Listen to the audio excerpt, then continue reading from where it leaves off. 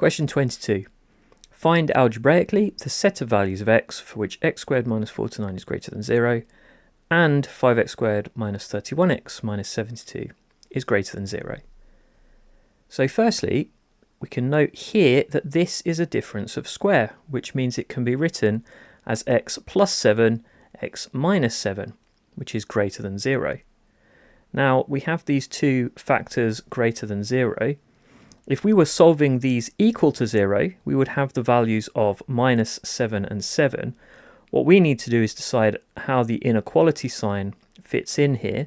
And so it's useful to think of a sketch of your quadratic. So this is not to scale sketch, but I do know that my x squared minus 49 quadratic is a positive U shape, and it will go through the y-axis at minus 49.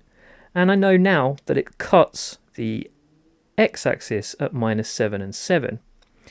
If I want the values of y greater than 0, that is to the left of minus 7 here and to the right of 7 here. So that is values less than minus 7 and greater than 7. 5x squared minus 31x minus 72 being greater than 0. This also factorizes. This can be written as 5x plus 9, lots of x minus 8, which is greater than 0.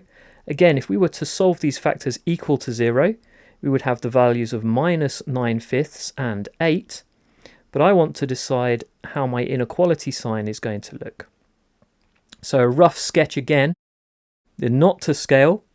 I now know it crosses the x-axis at minus 9/5 and 8, goes through the y-axis at minus 72, and again it is a positive quadratic. And so again, if I want the values greater than 0, I want values less than minus 9/5 and greater than 8.